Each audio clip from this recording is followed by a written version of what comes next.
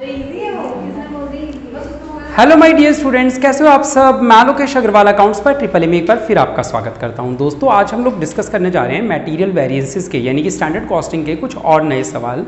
हम चल रहे हैं अभी एग्जांपल नंबर 14.12, जो कि आरबीडी बुक का सवाल है। ये आरबीडी की बुक है। आइए जरा देखते हैं, यहाँ पे नीचे दे रखा है और ये आप ऊपर स्क्रीनशॉट ले सकते हैं। चलिए, मटेरियल वेरिएंसेस कैसे निकाले जाते हैं। मैंने जैसा कि आप लोगों को बहुत सिंपल सी बात बोली, जब भी आपको कोई सवाल करना हो, जैसे कि एग्जाम्पल नंबर कौन सा है बेटा, 14.12, तो मैंने आप लोगों को पहले ही कहा कि आप अपने सवाल को दो हिस्सों में बांट लोगे, एक स्टैंडर्ड वाला डाटा और एक एक्चुअल डाटा, यानी जो एक्चुअल में हुआ। स्टैंडर्ड का मतलब जो आपने सोचा था और एक्चुअल का मतलब जो रियल में आपके साथ हो गया।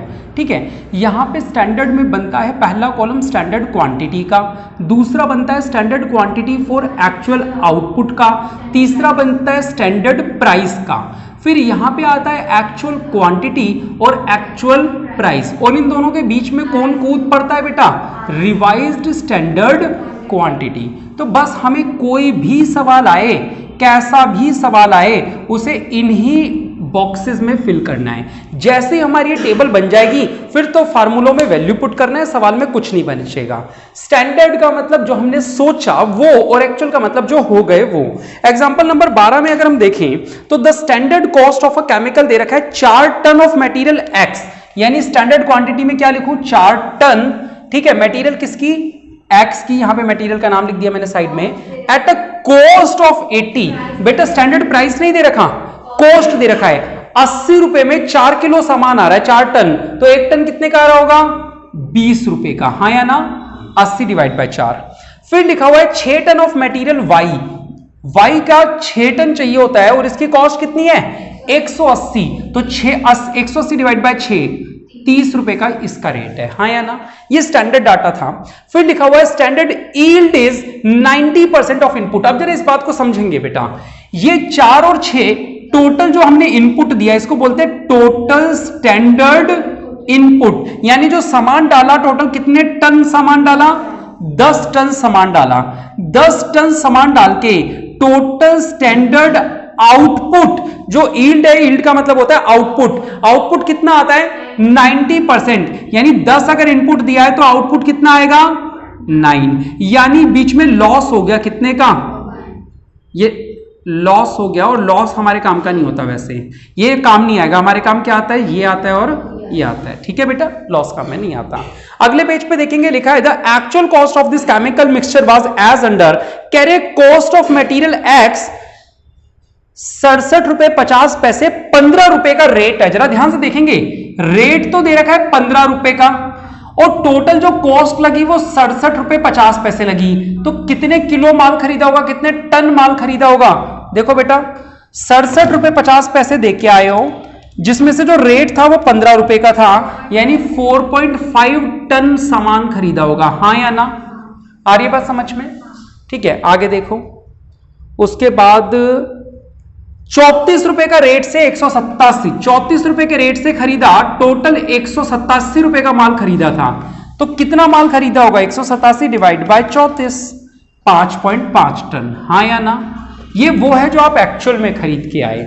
ये दो बातें समझ में आ गई या नहीं आई।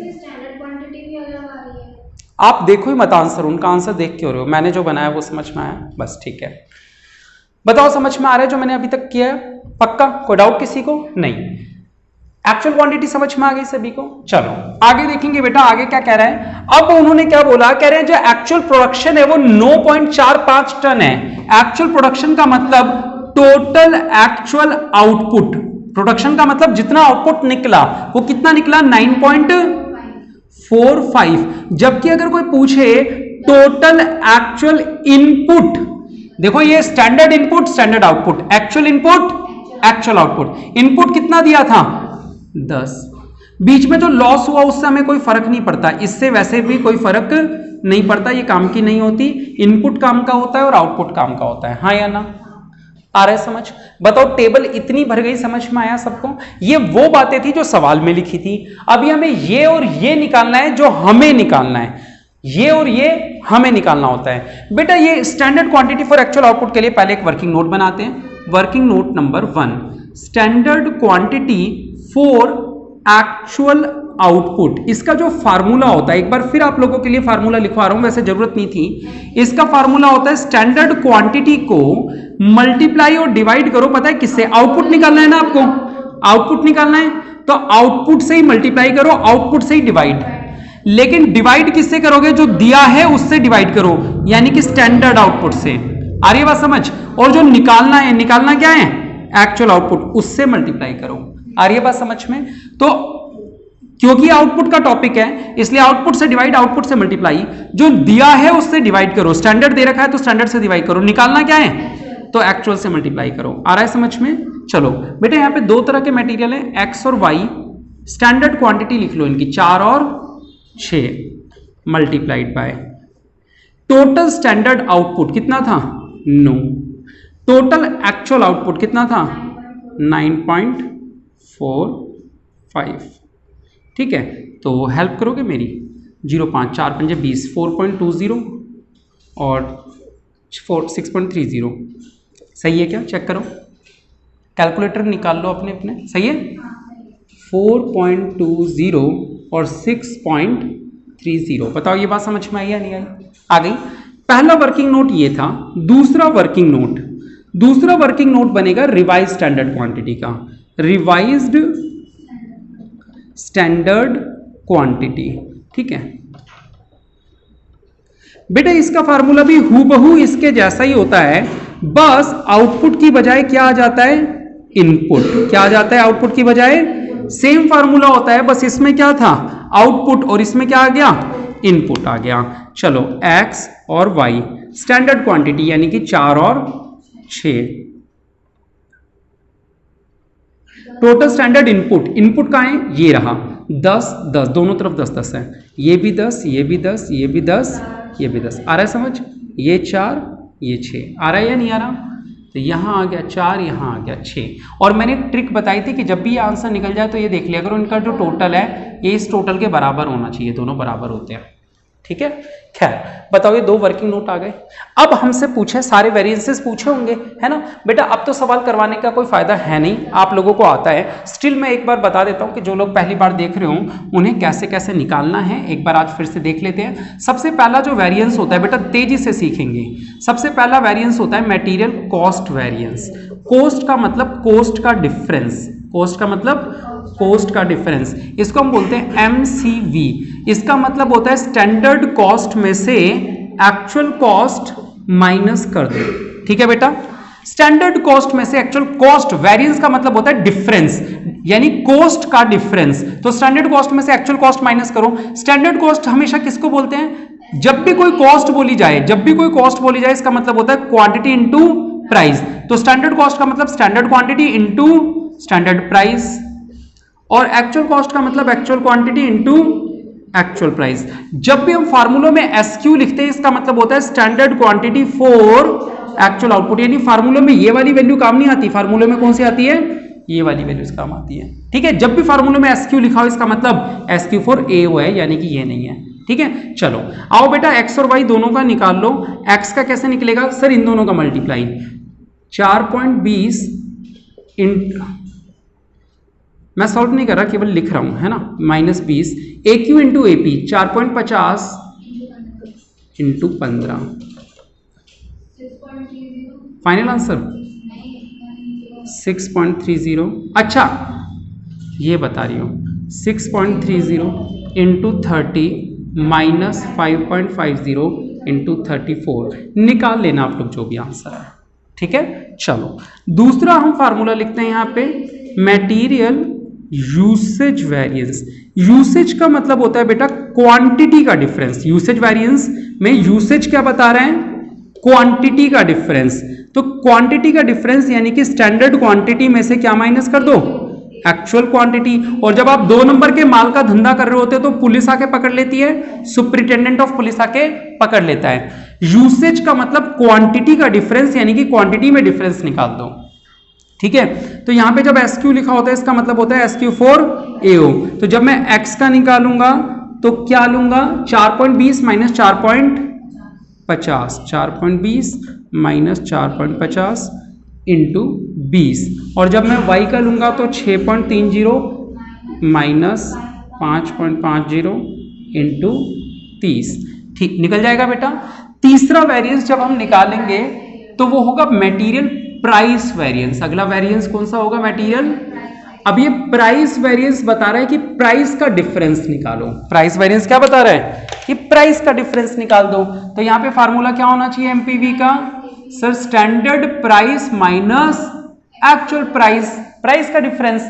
यहां standard cost minus actual cost, standard quantity minus actual quantity, standard price minus actual price into actual quantity, क्योंकि अंदर प्राइस है तो बाहर कहीं ना कहीं तो क्वांटिटी आएगा ही आएगा। आओ बेटा जब x का और y का सॉल्व करेंगे तो स्टैंडर्ड प्राइस 20 माइनस 15 और ये वाला 30 माइनस 34, सॉल्व कर लेना। चौथा वेरिएंस हमें निकालना होता है मटेरियल सब यूसेज वेरिएंस। कौन सा होता है? सब यूसेज वेरिएंस। बेटा देखो ये सब यूसेज का ही अगला स्टेप होता है, ठीक है। बस यहाँ SQ फॉर AO है ना, जैसे SQ फॉर AO इसमें से RSQ माइनस हो जाता है इनटू SP, फार्मूला वही रहता है, बस क्या चेंज हुआ? RSQ आ गया। आ रहा है समझ में? तो यहाँ पे x और y 4.20 minus 4 into standard price और 6.30 माइनस 5.50 माइनस 5, अच्छा sorry minus 6 into 30। Last variance निकलेगा material mix variance. Material mix variance बेटा ये फार्मूला भी सब यूसेज का ही अगला स्टेप होता है। बस मटेरियल मिक्स वेरिएंस में यानी कि MMV में क्या करते हैं? RSQ पहले एक देखो, सब यूसेज वाले में तो क्या करते हैं? इसको हटा के RSQ लगा देते हैं, और मिक्स वेरिएंस में इसको हटा के RSQ लगा देते हैं। ये फर्क है बस, ठीक है। तो इसको हटा के क्या लगा दो? Revise standard quantity minus actual quantity into standard price. तो यानी कि ये दो जो हैं ये इसी के नेक्स्ट स्टेप्स हैं। पहले वाले में इसको हटा के RSQ लगा दिया, दूसरे वाले में इसको हटा के RSQ लगा दिया। चलो x और y 4 minus 4.50 into standard price 20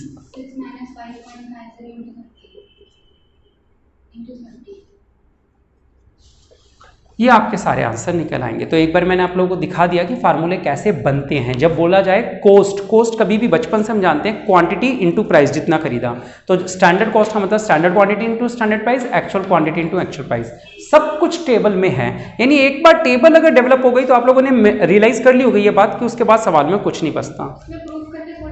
कोई प्रूफ नहीं करके दिखाना, वो पेपर में हम लोग खुद के कंफर्मेशन के लिए करते हैं कि हमारा आंसर सही है। मैं तुम्हें एक बात बता दूं बेटा, ये जो मटेरियल कॉस्ट वेरिएंस है ना, ये मटेरियल यूसेज वेरिएंस और प्राइस वेरिएंस के टोटल के बराबर होना चाहिए।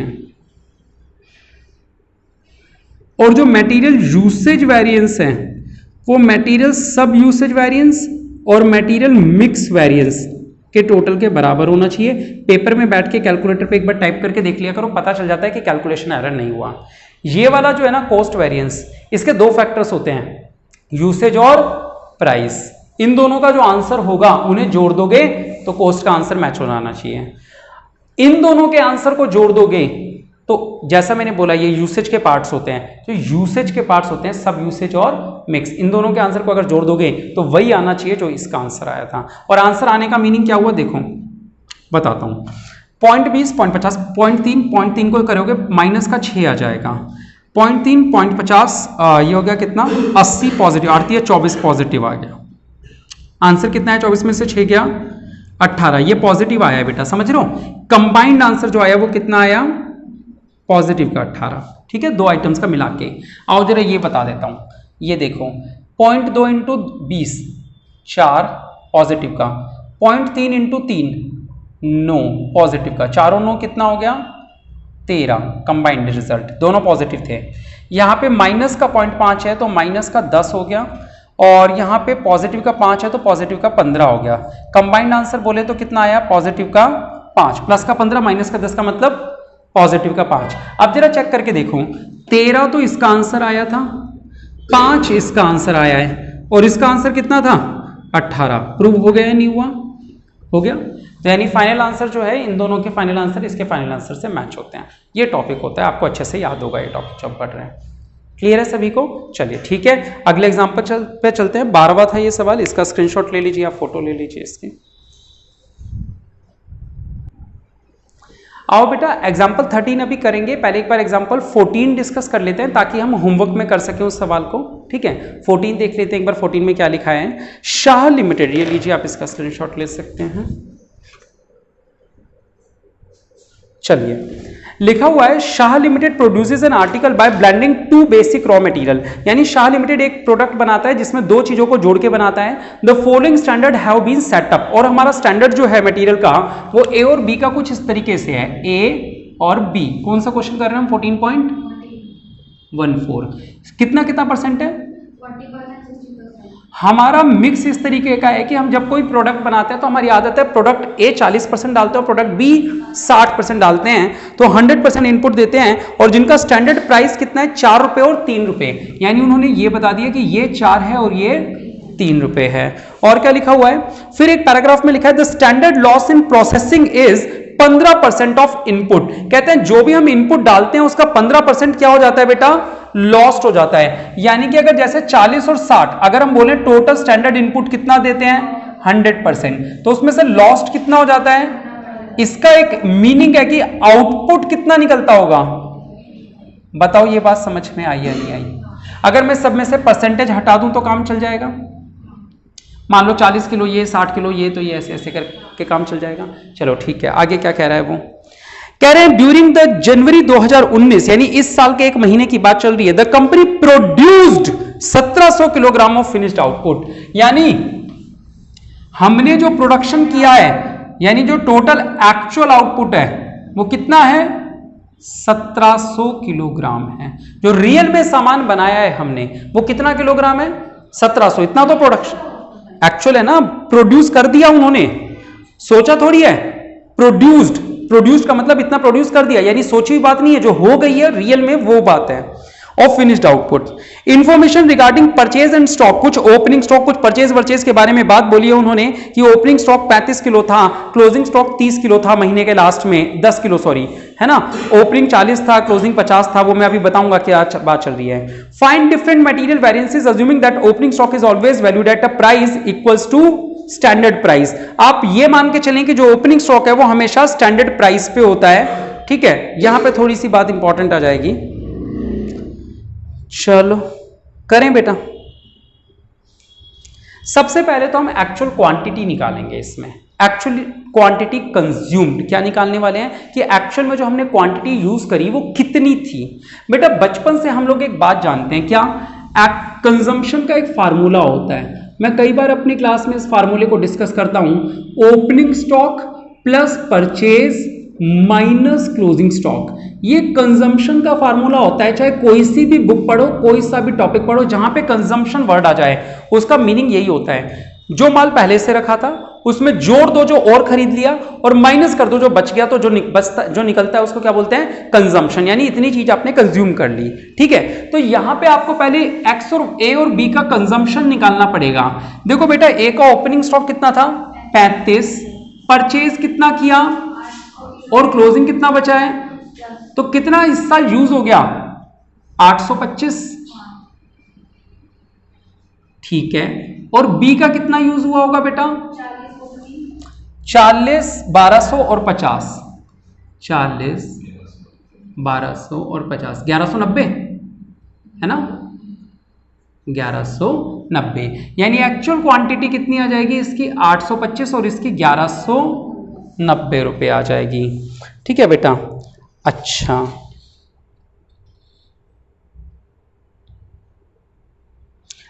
अब रेट जो है एक्चुअल प्राइस की अगर बात करी जाए, एक्चुअल प्राइस, तो बेटा हमें कॉस्ट दे रखी है सवाल में 3600 रुपए। बेटा 3600 रुपए का सामान खरीदा था जब 800 किलो खरीदा था, तो प्राइस कितना रहा होगा? 3600 डिवाइड बाय 800, यानी कि 4.5 रुपए का भाव रहा होगा। हाँ या ना? कितने का भाव रहा होगा? 4.5 का। ये बात समझ में आई सबको? 3600 डिवाइड बाय प्राइस कैसे निकालते हैं सर? प्राइस का मतलब हुआ कॉस्ट डिवाइड बाय जो क्वांटिटी थी। तो 3600 रुपये का सामान खरीदा था, ठीक है, ए और बी का, ए और बी 3600 रुपये का सामान खरीदा था। कितनी यूनिट खरीदी थी? 800। तो क्या रेट आया? 4.5 रुपये का रेट आया। और बी वाले में देखो 3000 का सामान खरीदा था 1200 किलो, 3000 का सामान खरीदा था 1200 किलो, तो कितना आ जाएगा? 3.50, 2.50। तो यहां आ जाएगा एक्चुअल प्राइस 2.50। अब अगर आपसे कोई पूछे कि टोटल इनपुट बताओ, एक्चुअल इनपुट कितना, तो क्या कहोगे? 5, 2 9 11, 1 और 8 9 और 1 10, 1 और 1 2, 2015 टोटल एक्चुअल इनपुट है, जबकि आउटपुट कितना है? 1700 यूनिट। आ रही है बात समझ में? चलो ठीक है। और सवाल में कुछ बचा क्या? नहीं। अब यहां पे एक बात ध्यान देने वाली ये है कि यहां पे एक छोटी सी चीज को दो अलग अलग टुकड़ों में करना पड़ेगा। ये जो 4.5 रुपए भाव है, ये तो नए वाली 800 क्वांटिटीज का है, हाँ या ना? ये तो उन क्वांटिटी का है जो नए वाली है। तो यानी कि हमें क्या करना पड़ेगा? इस 825 के दो टुकड़े करते हैं, 25 तो पुराने और 800 पुराने वाले का रेट उन्होंने उस पैराग्राफ के लाइन में लिखा था, कहां गया? उन पैराग्राफ में लिखा था लास्ट वाले में, कह रहे it opening stock is always valued at, underline कर लो, price equals to standard price, यानी ओपनिंग स्टॉक और स्टैंडर्ड प्राइस को अंडरलाइन कर लो। ओपनिंग स्टॉक के सामने वैल्यू क्या रखें? स्टैंडर्ड प्राइस वाली।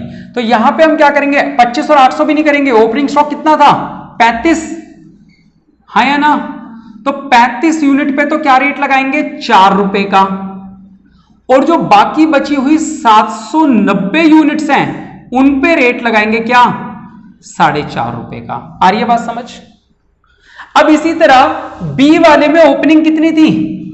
40 पे तो रेट लगाओगे स्टैंडर्ड वाला, यानी कि 3 रुपए का। और जो बाकी बची कितनी? 1150, उन पे वो रेट लगाओगे जो आपने निकाला, यानी कि 2.50। बस सवाल में अब कुछ भी नहीं बचा। बताओ ये बात समझ में आई जो मैंने लिखी? उन्होंने बोला कि ये 825 टोटल यूज किया हमने, बिल्कुल सही। हमने फीफो मेथड में सीखा कि जो माल पहले आए वो पहले यूज होगा, यानी कि बेटा हमने 35 यूनिट तो पहले वाली यूज करी होंगी, और जो बाकी 790 बची वो नए वाली यूज करी होंगी। जो पहले वाली यूज करी उनका रेट तो 4 रुपए था, लेकिन जो बाद वाली यूज करी वो कितने रुपए में आ रही है? वो 4.5 रुपए में आ रही है। आ रही है बात समझ? तो दो तो ये वर्किंग नोट हो गए, एक कंजम्पशन का, एक प्राइस का। उसके बाद हमने इनको तोड़ा 35 और 790 में। 35 ओपनिंग है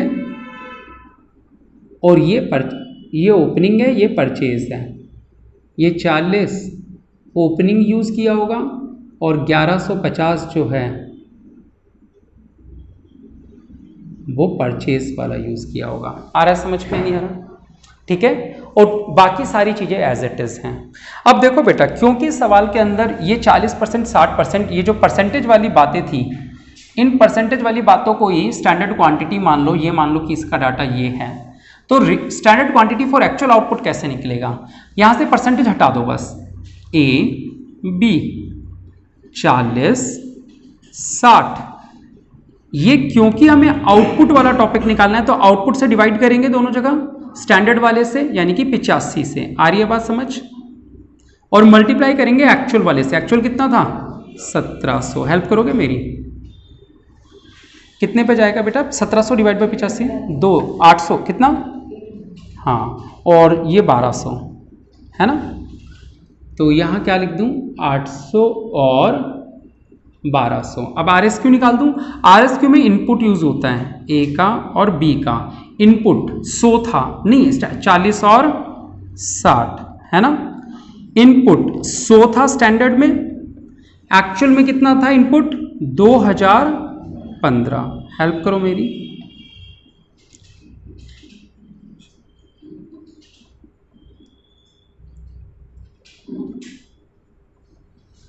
यही आएगा 800, 6 और 1200।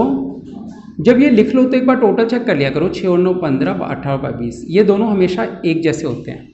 ठीक है, पता चल जाता है कैलकुलेशन अर्न नहीं हुआ। पूरी टेबल भर गई या नहीं भरी? भर गई। जब पूरी टेबल भर गई तो इनमें केवल क्या करना है? वैल्यूज डालनी, आंसर आ जाएगा। मुद्दा क्या था? टेबल भरना। इस सवाल की टेबल थोड़ी सी डिफिकल्ट थी, लंबी थी, नया टॉपिक था। पहले 11 सवाल 12 सवाल जो कि उनमें सबको स्ट्रेट फॉरवर्ड गिवन होता था, यहाँ पे थोड़ी सी हमें मशक्कत करनी पड़ी, पहले कंजम्पशन निकालने में, फिर प्राइस निकालने में, फिर उस कंजम्पशन को भी दो हिस्सों में तोड़ने में कि कुछ नया पुराने प्राइस का माल है और कुछ नए प्राइस का माल है। ठीक है, हाँ मैं बता रहा हूँ। अब जैसे यहाँ पे ये वाला फार्मूला लगाना है, ठीक है, तो कैसे आंसर निकालेंगे, मैं पहले 3 आंसर तीनों बता रहा हूँ, एक बार ध्यान से देखेंगे कैसे निकालेंगे। करें, देखो बेटा, क्योंकि ए और बी का निकालना है, ए और B, standard quantity for actual output, यानी कि ये वाली वैल्यू 800 इंटू स्टैंडर्ड प्राइस 4। अब सुनो, यहां कंफ्यूजन होती है, सर एक्चुअल क्वांटिटी कौन सी लूं, ये वाली या ये वाली? बेटा दोनों लेनी है, दोनों। 35 इंटू तो 4 ले लेना, और दूसरी कौन सी थी 790 इंटू 4.5 ले लेना। आ रही है बात समझ? अभी निकाल लेते हैं इसका आंसर यहाँ पे। चलो 8 चौक 3200 माइनस 4 पंजे 20 हासिल की 2, 4 दिया 12 और 2 14, ठीक है, प्लस 790 इंटू 4.5 3555 है ना, यही आ रहा है, क्या लगा रहा है 790 इंटू 4.5। हाँ, इन दोनों को जोड़ दो और 3200 में से माइनस करो तो कितना आ जाएगा, प्लस 140 माइनस 3200, तो ये आ जाएगा नेगेटिव का 495। क्या आ जाएगा, नेगेटिव का 495 आ रहा है। ये जो जब मैंने एक्चुअल क्वांटिटी और एक्चुअल प्राइस लिया तो मैंने ये वाला सामान भी लिया और ये वाला सामान भी, क्योंकि मटेरियल एक्स में ये दोनों चीजें हैं, हाँ या ना। जब मटेरियल बी का सॉल्व करूंगा तो 1200 इंटू 3 में तो कोई दिक्कत नहीं है किसी को, माइनस यहां वाला जब सॉल्व करूंगा तो 40 इंटू 3 लूंगा, ये सामान भी है, और 1150 इंटू 2.5 वाला भी है। आ रहा है समझ? चलो 12 दिया 3600 माइनस 40 दिया 120 प्लस 1150 इंटू 2.5, 1150 इंटू 2.5, बेटा कैलकुलेटर लेके आया करो क्लास में, 2875, तो 2875 प्लस 120 माइनस 3600, ये आंसर आ गया पॉजिटिव का 605। क्या आया, पॉजिटिव का 605, यानी अगर नेट आंसर बोले तो कितना आ जाएगा 495, 110 रुपये पॉजिटिव के आ जाएंगे। चेक कर लो आंसर, पॉजिटिव है, आया समझ? चलो जब नेक्स्ट सॉल्व करेंगे तो क्या होगा, मटेरियल यूसेज वेरिएंस में क्वांटिटी ले लोगे, कौन कौन सी, यहां लिखो 800, और जब एक्चुअल लिखोगे तो 35 और 790 की बजाय 825 लिख दूं, एक ही तो बात है ना, एक्चुअल में 825 यूज हुई है, इनटू स्टैंडर्ड प्राइस यानी कि 4, ये था ए का, बी का 1200 माइनस 1190 इंटू 3, 25 चौक 100 माइनस का 100, 10 इंटू 3 30, पॉजिटिव का 30, तो नेट आंसर आया माइनस का 70। मैच कर लो। नेक्स्ट, प्राइस वेरिएंस में प्राइस का डिफरेंस। अब यहां जरा ध्यान से देखना, यहां हम जब x का प्रोडक्ट ए का निकालेंगे तो 2 बार निकालेंगे, 2 बार, ठीक है। स्टैंडर्ड प्राइस कितना था 4 में से एक बार माइनस करेंगे कितना, एक्चुअल प्राइस 4 रुपए, इंटू एक्चुअल क्वांटिटी कितनी रखोगे 35, फिर दूसरी बार सॉल्व करोगे, स्टैंडर्ड प्राइस 4 रुपए, actual price 4.5, into actual quantity इसके सामने वाली कितनी, बताओ ये बात समझ आई या नहीं आई? ठीक है, तो अगर आप कहो कि इसमें इंपॉर्टेंट पार्ट क्या था तो यही पार्ट इंपॉर्टेंट था।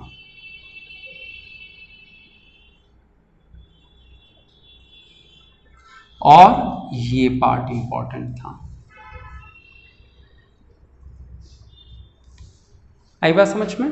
ठीक है, बस बाकी तो जो करोगे नॉर्मल हो जाएगा सबका सब। चलो मैं निकाल देता हूं फिर भी एक बार। ये तो 0 आएगा, ये आ जाएगा 0.50, तो आधा कर दो, 2 3 6 2 9 18, 395 माइनस का, ठीक है, तो फाइनल आंसर कितना है इसका, माइनस का 395।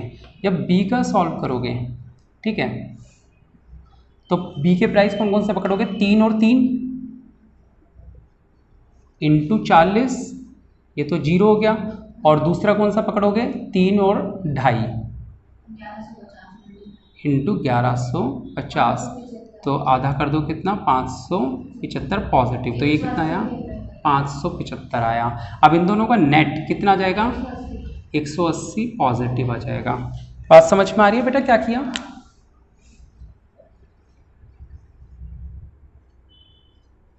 अब ये बात प्रूव करवा देता हूं कॉस्ट वेरिएंस वाली। कितना आया था ये 110, यूसेज वेरिएंस कितना है माइनस का 70 और ये कितना है प्लस का 180। 180 में से 70 जाता है तो प्रूव हो जाता है, यानी आपका आंसर सही आया है। तो ये प्रूव कर सकते हो आप लोग, ठीक है। थोड़ा हौच-पौच हो रहा होगा, ज़्यादा वैल्यूज थी। समझ में आ रहा है सवाल करना कैसे है?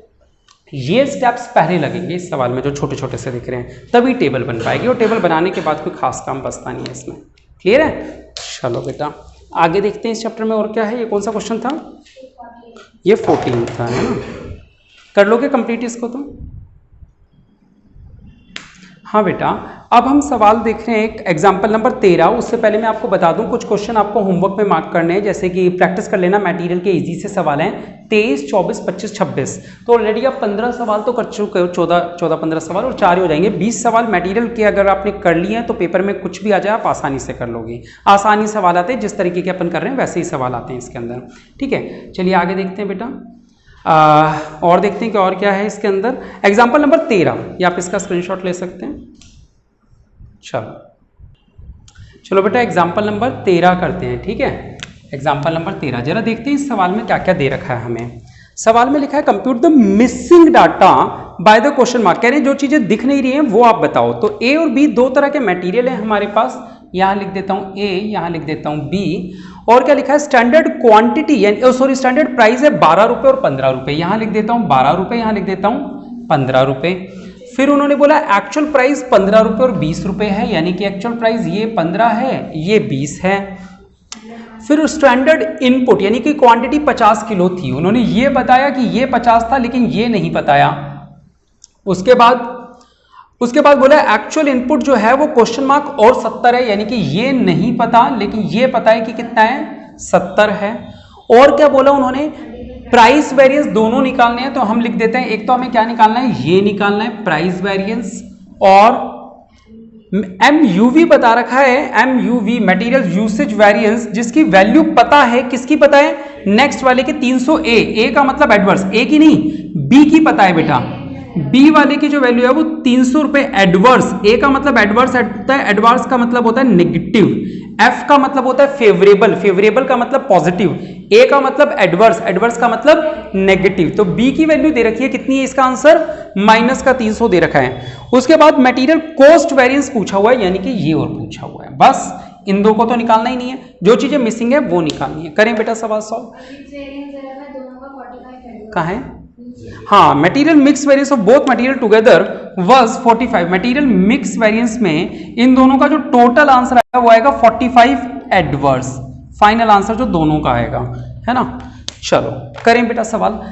टेढ़ा सवाल है, उल्टा सवाल है, यानी कि टेबल दे रखी होती थी, फार्मूले निकालने होते थे। इस पर पहले फार्मूले दे रखे हैं तो टेबल भर लें। जब भी कभी ऐसा सवाल होता है तो हमें इस तरह की जो वैल्यूज गिवन हो उससे शुरू करना चाहिए। देखो बेटा हमें मटेरियल यूसेज वेरिएंस बी का दे रखा है -300 और बी का कुछ मिसिंग भी है।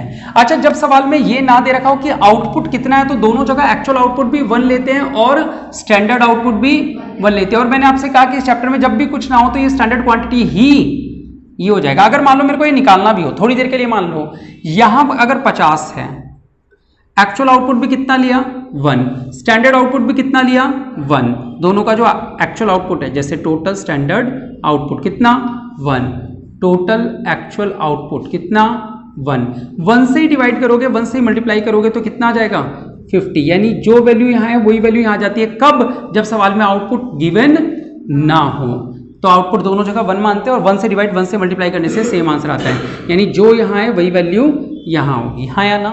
चलो ठीक है। सबसे पहले हम बात करते हैं बी के इस फार्मूले की। तो हम बी पे फार्मूला लगा रहे हैं बेटा। बी पे फार्मूला लगाएंगे, स्टैंडर्ड क्वांटिटी हमें नहीं पता, ये एज इट इज लिख लेंगे, minus actual quantity. Actual quantity हमें पता है कितनी है 70, into standard price. Standard price कितना था 15। हमें पता है इसका आंसर कितना आना है माइनस का 300। ये गिवन था, हाँ या ना? ये गिवन था। तो हम यहाँ पे रख लेंगे standard quantity for actual output. ये 315 इधर डिवाइड में ले आओ, हाँ या ना? फॉर एक्चुअल आउटपुट -70, ये हो गया माइनस का 20। ये माइनस का 70 इधर आके प्लस का 70, तो standard quantity for actual output B के लिए जो बनेगी वो बन जाएगी standard quantity for actual output B के लिए जो आएगी वो आ जाएगी पॉजिटिव की 50। हाँ या ना? तो यहाँ पे रख दूंगा कितना, 50। ये हमारा फर्स्ट आंसर हो गया। हाँ वो तो एक ही बात है, उन्होंने पूछा यही था, मतलब यहाँ पे 50 रख देंगे। पहला आंसर निकल गया। दूसरा क्वेश्चन मार्क है ये वाली एक्चुअल क्वांटिटी। अब इससे रिलेटेड कोई फार्मूले की कोई वैल्यू दे रखी है हम लोगों को, ये दे रखा है। हाँ या ना? आर एस क्यू नहीं पता अभी तो, आर एस क्यू निकल सकता है बिल्कुल। एक बात बताओ, इनपुट, अगर इनपुट देखूं तो अब इनपुट कितना हो गया, 50 और 50, टोटल स्टैंडर्ड इनपुट कितना हो गया, 100। लेकिन ये नहीं पता, सोचना पड़ेगा एक बार। सवाल में और कुछ तो ऐसा नहीं है जो अपन से छूट गया और सवाल में दे रखा था।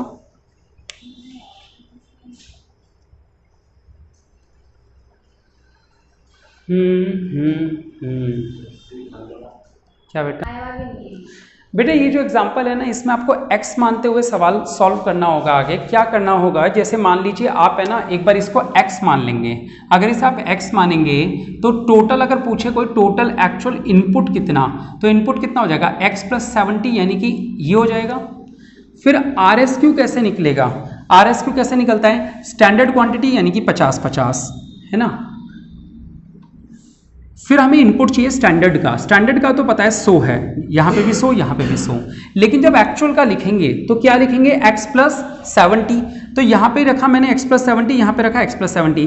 जब इसको सॉल्व किया तो ये क्या हो जाएगा, x को आधा 2 से डिवाइड करेंगे, 0.5x + 35, ये भी आएगा 0.5x + 35, दोनों का आंसर ये आएगा। तो ये यहाँ पे पुट करोगे 0.5x + 35, 0.5x + 35। अब आप यहाँ पे फार्मूले में वैल्यू पुट करोगे तो देखो क्या आंसर करोगे, रिवाइज स्टैंडर्ड क्वांटिटी अगर आप करोगे तो क्या लिखोगे, 0.5x + 35 माइनस AQ यानी कि x into standard price. Standard price कितना है, 12, ये A का था। और B का क्या लिखोगे, 0.5x + 35 माइनस एक्चुअल क्वांटिटी कितनी, 70 इंटू 15। इसे सॉल्व करो, 0.5x में से माइनस x जाएगा तो माइनस का 0.5x बचेगा प्लस 35, और इस पूरे को मल्टीप्लाई कर देंगे किससे, 12 से। तो 12 पंजे 60 यानी कि माइनस का 6x प्लस 12 पंजे 60 हासिल की 6 बार 36 और 6 42 प्लस का 420, ये एक आंसर आया। हाँ या ना? इसको सॉल्व करो, ये हो गया 0.5, ये हो गया 35 - 70 माइनस का 35, यानी कि 0.5x माइनस का 35 इंटू 15। तो इसको सॉल्व करो, ये कितना आया, 15 पंजे 75, यानी कि 7.5x माइनस 15 पंजे 75 हासिल की 7 15 45 और 7 52, कितना हो जाएगा, 525। आ रहा है समझ में? अब क्योंकि ए और बी का कंबाइंड आंसर दे रखा है, तो अगर मैं बोलूं a + b का कंबाइंड आंसर सवाल में कितना गिवन था, बताना एक बार वो, 45 एडवर्स। हाँ या ना? 45 एडवर्स का आंसर गिवन था। तो जरा ए का आंसर लिखो, ए का आंसर कितना है, -6x + 420, ठीक है, प्लस बी का आंसर कितना है, 7.5x - 525। इसका फाइनल आंसर कितना होना चाहिए, -45। वैल्यू सारी उधर ले जाओ, 7.5 - 6 कितना बचा, 1.5x, माइनस का 45 पहले से था, 420 और 525, माइनस का 105 बचा, 105 उधर जाके प्लस का 105 बन गया। तो 1.5x बराबर 105 में से 45 गए 60 हो गया, तो x बराबर हो गया 60 / 1.5, 15 चौक 60 यानी कि 40। तो यहाँ फाइनली x की वैल्यू आ गई कितनी बेटा, 40। समझ रहे हो कैसा x की कैलकुलेशन, केवल इसको x मानना है, बाकी फिर स्टेप वही लगाने जो करते हैं, बस कैलकुलेशन एरर मत कर देना। तो x हमारा 40 आ गया। अब सारी चीजें पर निकाल सकते हो, अब आप ये निकाल सकते हो क्योंकि यहाँ पे दोनों सारी चीजें पता है। अब आप ये भी निकाल सकते हो, प्राइस वेरिएंस भी निकाल सकते हो, क्योंकि टेबल आपकी भर गई, एक बार टेबल भरने की देरी होती है। आ रहा है समझ? कर लोगे या करके दिखाओ, ये 2 आइटम, ये 2 तो हो जाएंगे, बस मुद्दा आपका यही निकालने का था। चलिए आज के लिए इतना ही। कैसी रही क्लास, लाइक और कमेंट करके जरूर बताएं। बहुत बहुत शुक्रिया। जय हिंद, जय भारत।